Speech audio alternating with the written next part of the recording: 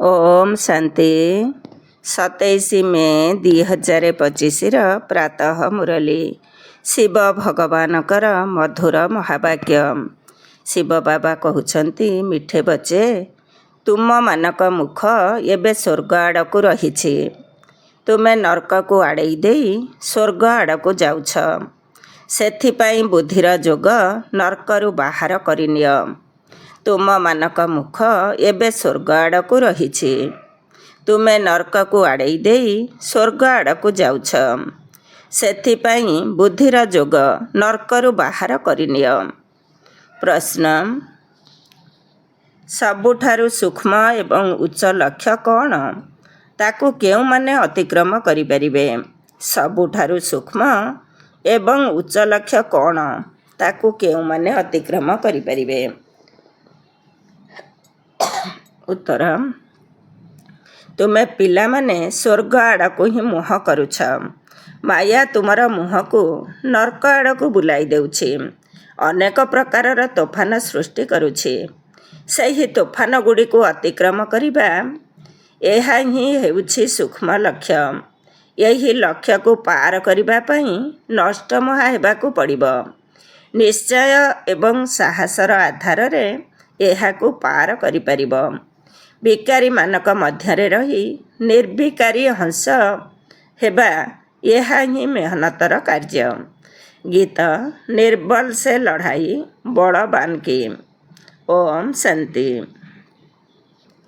ज्ञानवान संतान माने यही गीतर अर्थ को तो भल भाव बुझी पारुछंती।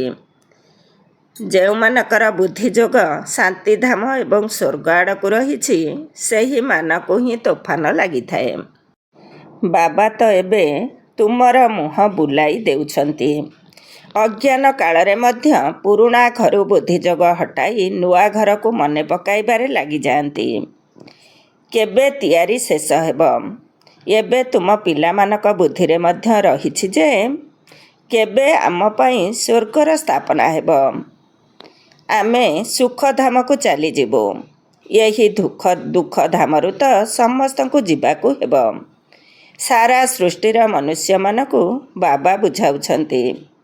पिला माने एबे स्वर्गर द्वार खोलुछे तेणु तुमरा बुद्धिजोग स्वर्ग आड़ को जीवा उचित। जो माने स्वर्ग को जीवे से मानकू पवित्र बोली कुहाजिबो।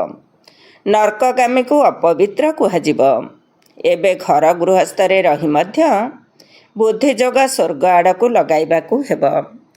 धरिनिय बापार बुद्धिजोग स्वर्ग आड़ को एवं पिलार बुद्धिजोग नरक आड़ को रहिछि। तेबे उभय गोटिए घरे किपरि रही परिबे। हंस एवं बग एकत्र रही परिबे नाही। बहुत मुस्किल हेब। तांकर बुद्धिजोग पांच विकार आड़ को रहिछि। से नरक आड़ को ये स्वर्ग आड़ को जाउछंती। उभय एकत्र रही परिबे नाही। लक्ष्य बहुत उच्च। बापा देखुछंती मो पिलार मुह नरक आड़ को रहिछि। नरक को जीवा बिना रही पारु नाही। तेबे कौन करिबा उचित। निश्चित घरे झगड़ा चलिबो। कहिबे ये पुणी केउ ज्ञान पिला माने विवाह करिबे नाही। अनेक तो घर गृहस्थरे रहुछंती ना। पिलार इच्छा नरक आड़ को जीवी से चाहुछि मु नरक को जीवी। बापा कहउछंती नरक आड़ को बुद्धिजोग रख नाही। किंतु बापांकर कथा मध्य मानु नाहंती। पुणी कौन करिबाकू पड़िबो। एथिरे बहुत नष्ट महा स्थिति आवश्यक। यही समस्त ज्ञान आत्मारे रहिछि। पितांकर आत्मा कहूछि एहाकू मु रचना करिछि। ये पुणी मो कथा मानु नाही। केही केही तो ब्राह्मण भई मध्य तांकर बुद्धि नरक आड़ को चली जाउछि। तेबे सेमाने जेपरी एकदम रसातल को चली जिबे। पिला मानकू बुझाई दिया जाइछि एहा हेउछि ज्ञान सागरंकर दरबार। भक्ति मार्गरे इंद्रंक दरबारर मध्य गायन रहिछि। पुखराज परी नीलम परी माणिक परी बहुत गुड़िए नाम रहिछि। काहेकि ना ज्ञानर नृत्य करुछंती ना। भिन्न भिन्न प्रकारर परी माने अछंती। ସେମାନେ ମଧ୍ୟ ପବିତ୍ର ହୋଇଥିବା ଦରକାର। ଯଦି କୌଣସି ଅପବିତ୍ରକୁ ନେଇ ଆସିବ ତେବେ ଦଣ୍ଡ ମିଳିବ। ଏଥିରେ ବହୁତ ପବିତ୍ରତା ଆବଶ୍ୟକ। ଏହି ଲକ୍ଷ୍ୟ ବହୁତ ଉଚ୍ଚ। ସେଥିପାଇଁ ବୃକ୍ଷର ଅର୍ଥାତ୍ ବ୍ରାହ୍ମଣ ପରିବାରର ଜଲ୍ଦି ଜଲ୍ଦି ବୃଦ୍ଧି ହେଉନାହିଁ। ବାବା ଯେଉଁ ଜ୍ଞାନ ଦେଉଛନ୍ତି ତାକୁ କେହି ଜାଣିନାହାନ୍ତି। ଶାସ୍ତ୍ରରେ ମଧ୍ୟ ଏହି ଜ୍ଞାନ ନାହିଁ। ସେଥିପାଇଁ ଟିକିଏ ନିଶ୍ଚୟ ହେବା ମାତ୍ରେ ମାୟା ଏକା ଚାପୁଡ଼ାରେ ଖସାଇ ଦେଉଛି। ଏହା ତୋଫାନ ଅଟେନା। ଛୋଟ ଦୀପକୁ ତ ତୋଫାନ ଗୋଟିଏ ହିଁ ଝଟକାରେ ଲିଭାଇ ଦେଇଥାଏ। ଅନ୍ୟକୁ ବିକାରରେ ଯିବାର ଦେଖି ନିଜେ ମଧ୍ୟ ବିକାରୀ ହୋଇଯାଉଛନ୍ତି। ଏକଥା ବୁଝିବା ପାଇଁ ବୁଦ୍ଧି ବିଶାଳ ହେବା ଦରକାର। ଗାୟନ ମଧ୍ୟ ରହିଛି, ଅବଳାମାନଙ୍କ ଉପରେ ଅତ୍ୟାଚାର ହେଉଥିଲା। ବାବା ବୁଝାଉଛନ୍ତି, ପିଲାମାନେ, କାମ ମହାଶତ୍ରୁ ଅଟେ। ଏଥିପ୍ରତି ତୁମର ବହୁତ ଘୃଣା ଆସିବା ଉଚିତ। ଏବେ ବାବା ଏଥିପ୍ରତି ବହୁତ ଘୃଣା ସୃଷ୍ଟି କରାଉଛନ୍ତି। ଆଗରୁ ଏହିସବୁ କଥା ନଥିଲା। ବର୍ତ୍ତମାନ ତ ନର୍କ ଅଟେନା। ଦ୍ରୌପଦୀ ଡାକିଥିଲେ, ଏହା ବର୍ତ୍ତମାନର ହିଁ କଥା। କେତେ ଭଲ ଭାବରେ ବୁଝାଯାଉଛି, ତଥାପି ମଧ୍ୟ ବୁଦ୍ଧିରେ ରହୁନାହିଁ। ଏହି ଗୋଲକ ଅର୍ଥାତ୍ ସୃଷ୍ଟିଚକ୍ରର ଚିତ୍ର ବହୁତ ଭଲ। ସ୍ୱର୍ଗକୁ ଯିବାର ରାସ୍ତା ଏହି ଗୋଲକ ଚିତ୍ରରୁ ବହୁତ ଭଲ ଭାବରେ ବୁଝିପାରିବେ। ସିଡ଼ି ଚିତ୍ରରୁ ଏତେ ବୁଝିପାରିବେ ନାହିଁ ଯେତିକି ଏଥିରୁ ବୁଝିବେ। ଦିନକୁ ଦିନ ସଂଶୋଧନ ମଧ୍ୟ ହୋଇ ଚାଲିଛି। ବାବା କହୁଛନ୍ତି, ଆଜି ତୁମକୁ ବିଲକୁଲ ନୂଆ ନିର୍ଦ୍ଦେଶ ଦେଉଛି। ପ୍ରଥମରୁ କ'ଣ ସବୁ ଶିକ୍ଷା ମିଳିଥାଏ ଦେଖ। ଏହା କିପରି ଦୁନିଆ। ଏଠାରେ କେତେ ଦୁଃଖ ରହିଛି। ପିଲାମାନଙ୍କ ପ୍ରତି କେତେ ମୋହ ରହୁଛି। ପିଲା ମରିଗଲେ ଏକଦମ ପାଗଳ ହୋଇଯାଉଛନ୍ତି। ଏଠାରେ ଅସରନ୍ତି ଦୁଃଖ ରହିଛି। ଏପରି ନୁହେଁ ଯେ ଇଏ ସାହୁକାର ଅଟନ୍ତି, ତେଣୁ ସୁଖୀ ହୋଇଥିବେ। ନା,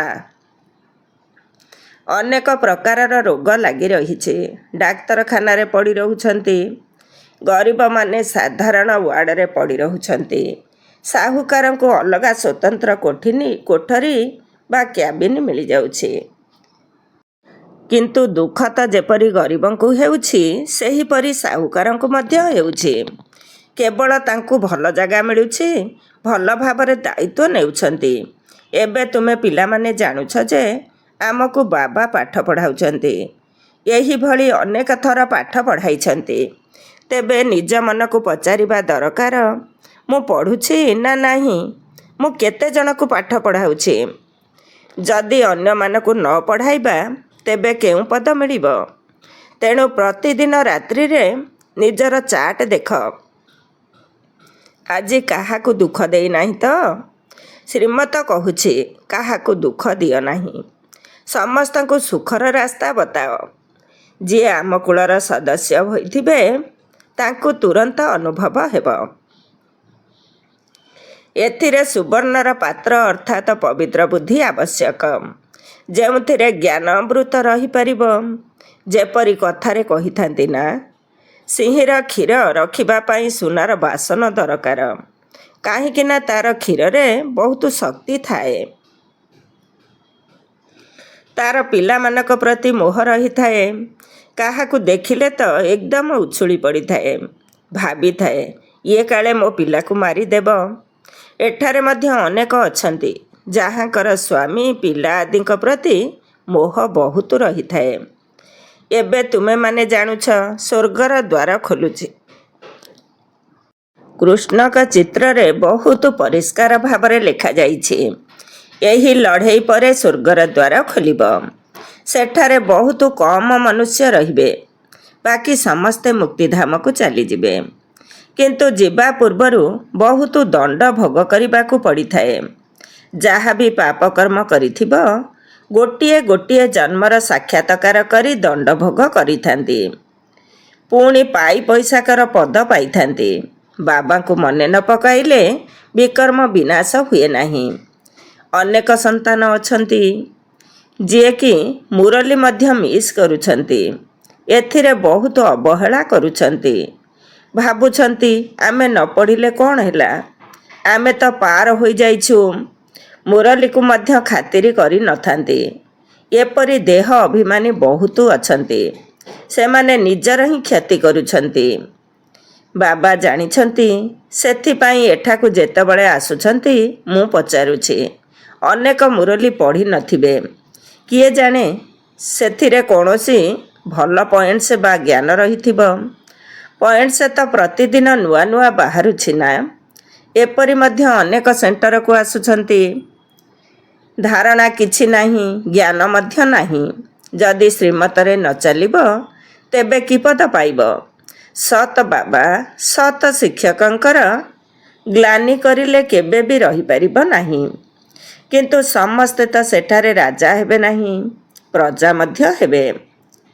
କ୍ରମାନୁସାରେ ପଦ ରହିବ ନା। ତେବେ ଯୋଗବଳ ଉପରେ ସବୁକିଛି ନିର୍ଭର କରୁଛି। ଯେଉଁ ବାବାଙ୍କ ଠାରୁ ବିଶ୍ୱର ରାଜତ୍ୱ ମିଳୁଛି ତାଙ୍କୁ ସ୍ମରଣ କରିପାରୁନାହାନ୍ତି। ଯଦି ଭାଗ୍ୟରେ ହିଁ ନାହିଁ ତେବେ ପୁରୁଷାର୍ଥ ମଧ୍ୟ କ'ଣ କରିବେ? ବାବା ତ କହୁଛନ୍ତି ଯୋଗର ଯାତ୍ରା ଦ୍ୱାରା ହିଁ ପାପ ଭସ୍ମ ହେବ। ତେଣୁ ପୁରୁଷାର୍ଥ କରିବା ଦରକାର ନା। ବାବା ଏପରି କହୁନାହାନ୍ତି ଯେ ଖାଇବା ପିଇବା ମଧ୍ୟ ଛାଡ଼ିଦିଅ। ଏହା କୌଣସି ହଠ ଯୋଗ ନୁହେଁ। ଚାଲି ବୁଲି ସବୁ କାମ କରି ଯେପରି ପ୍ରେମିକା ପ୍ରେମିକକୁ ମନେ ପକାଇଥାଏ ସେହିପରି ମନେ ପକାଅ। ସେମାନଙ୍କର ନାମ ରୂପର ପ୍ରେମ ହୋଇଥାଏ। ଏହି ଲକ୍ଷ୍ମୀ ନାରାୟଣ ବିଶ୍ୱର ମାଲିକ କିପରି ହେଲେ ଏ କଥା କେହି ବି ଜାଣିନାହାନ୍ତି। ତୁମେମାନେ ତ କହୁଛ ଏହା କାଲିର କଥା। ଏମାନେ ରାଜତ୍ୱ କରୁଥିଲେ। ମନୁଷ୍ୟମାନେ ତ ଲକ୍ଷ ଲକ୍ଷ ବର୍ଷ କହିଦେଉଛନ୍ତି। ମାୟା ମନୁଷ୍ୟକୁ ବିଲକୁଲ ପଥର ବୁଦ୍ଧି କରିଦେଇଛି। ଏବେ ତୁମେ ପଥର ବୁଦ୍ଧିରୁ ପାରସ ବୁଦ୍ଧି ହେବାକୁ ଯାଉଛ। ପାରସନାଥଙ୍କ ମନ୍ଦିର ମଧ୍ୟ ରହିଛି, କିନ୍ତୁ ସେ କିଏ ଏକଥା କେହି ଜାଣିନାହାନ୍ତି। ମନୁଷ୍ୟ ବିଲକୁଲ ହିଁ ଘୋର ଅନ୍ଧକାରରେ ଅଛନ୍ତି। ବର୍ତ୍ତମାନ ବାବା କେତେ ଭଲ ଭଲ କଥା ବୁଝାଉଛନ୍ତି। ପୁଣି ପ୍ରତ୍ୟେକଙ୍କର ବୁଦ୍ଧି ଉପରେ ଏହା ନିର୍ଭର କରୁଛି।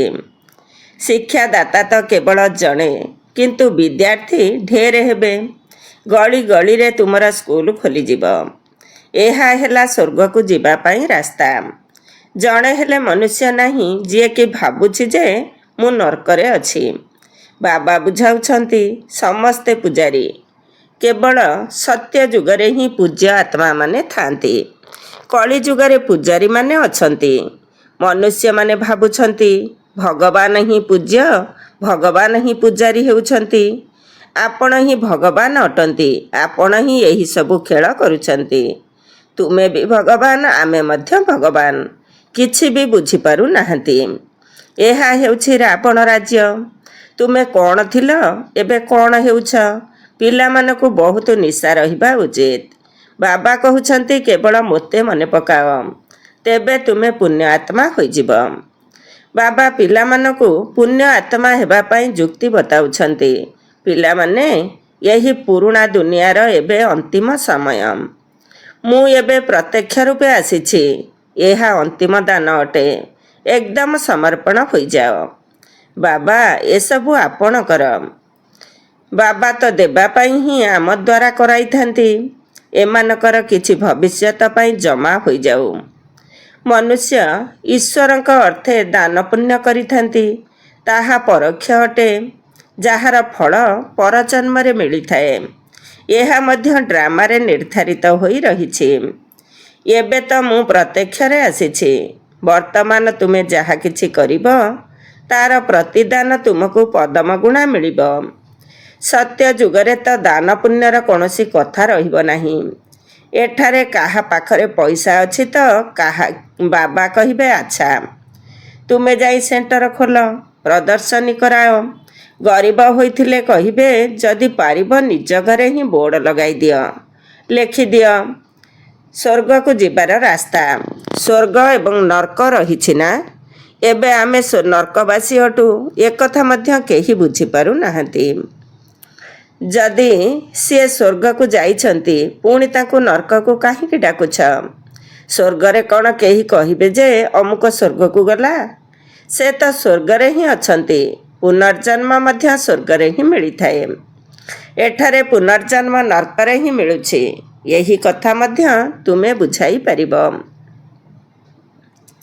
ଭଗବାନ ଉବାଚ ମୋତେ ମନେ ପକାଅ, କାହିଁକି ନା ମୁଁ ହିଁ ପତିତ ପାବନ ଅଟେ। ମୋତେ ମନେ ପକାଇଲେ ତୁମେ ପୂଜାରୀରୁ ପୂଜ୍ୟ ହୋଇଯିବ। ଯଦିଓ ସ୍ୱର୍ଗରେ ସମସ୍ତେ ସୁଖୀ ହୋଇ ରହିବେ, କିନ୍ତୁ କ୍ରମାନୁସାରେ ପଦ ରହିବ। ଏହା ବହୁତ ଉଚ୍ଚ ଲକ୍ଷ୍ୟ ଅଟେ। କୁମାରୀମାନଙ୍କୁ ତ ସେବାର ବହୁତ ନିଶା ରହିବା ଉଚିତ। ଆମେ ଭାରତକୁ ସ୍ୱର୍ଗ କରି ଦେଖାଇବୁ। ଆଦର୍ଶ କୁମାରୀ ସିଏ, ଯିଏକି 21 କୁଳର ଉଦ୍ଧାର କରିପାରେ, ଅର୍ଥାତ୍ 21 ଜନ୍ମ ପାଇଁ ଉଦ୍ଧାର କରିପାରିବ। ଆଚ୍ଛା, ମିଠା ମିଠା ଶିଖିଲଧେ ସନ୍ତାନମାନଙ୍କ ପ୍ରତି ମାତା ପିତା ବାପ୍ ଦାଦାଙ୍କର ମଧୁର ସ୍ନେହ ସମ୍ପନ୍ନ ଶୁଭେଚ୍ଛା ଏବଂ ସୁପ୍ରଭାତ। ଆତ୍ମିକ ପିତାଙ୍କର ଆତ୍ମିକ ସନ୍ତାନମାନଙ୍କୁ ନମସ୍ତେ।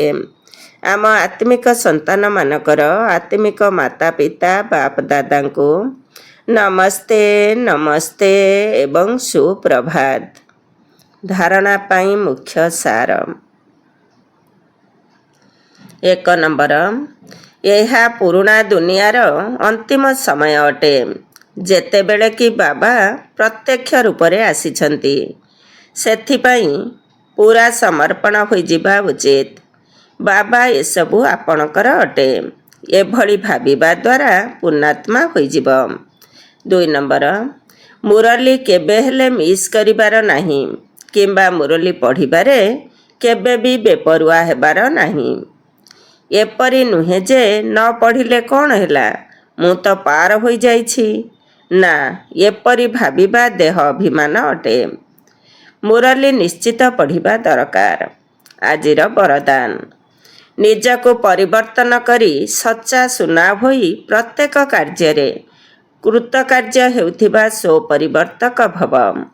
ନିଜକୁ ପରିବର୍ତ୍ତନ କରି ସଚ୍ଚା ସୁନା ହୋଇ ପ୍ରତ୍ୟେକ କାର୍ଯ୍ୟରେ କୃତକାର୍ଯ୍ୟ ହେଉଥିବା ସ୍ୱପରିବର୍ତ୍ତକ ଭବ।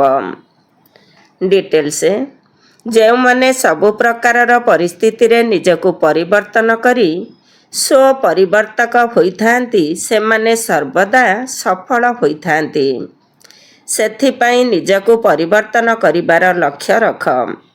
ଅନ୍ୟମାନେ ପରିବର୍ତ୍ତନ ହେଲେ ଯାଇ ମୁଁ ପରିବର୍ତ୍ତନ ହେବି, ନା, ଆଉ କେହି ପରିବର୍ତ୍ତନ ହୁଅନ୍ତୁ ବା ନ ହୁଅନ୍ତୁ, ମୋତେ ପରିବର୍ତ୍ତନ ହେବାକୁ ପଡ଼ିବ। ହେ ଅର୍ଜୁନ, ଅର୍ଥାତ୍ ପ୍ରଥମ ନମ୍ବରରେ ମୋତେ ହେବାକୁ ପଡ଼ିବ। ପରିବର୍ତ୍ତନ କରିବାରେ ସର୍ବଦା ପ୍ରଥମେ ମୁଁ। ଯିଏ ଏଥିରେ ପ୍ରଥମେ ମୁଁ କରିଥାଏ, ଅର୍ଥାତ୍ ଆଗରେ ରହିଥାଏ, ସେ ହିଁ ପ୍ରଥମ ନମ୍ବର ହୋଇଯାଏ। କାହିଁକିନା ନିଜକୁ ପରିବର୍ତ୍ତନ କରିନେଲା ବାଲା ହିଁ ପ୍ରକୃତ ହିଁ ସୁନା ଅଟେ ଏବଂ ସହି ସୁନା ହିଁ ମୂଲ୍ୟବାନ ଅଟେ। ଆଜିର ସ୍ଲୋଗାନ, ନିଜର ଶ୍ରେଷ୍ଠ ଜୀବନର ପ୍ରତ୍ୟକ୍ଷ ପ୍ରମାଣ ଦ୍ୱାରା ପରମ ପିତାଙ୍କୁ ପ୍ରତ୍ୟକ୍ଷ କର।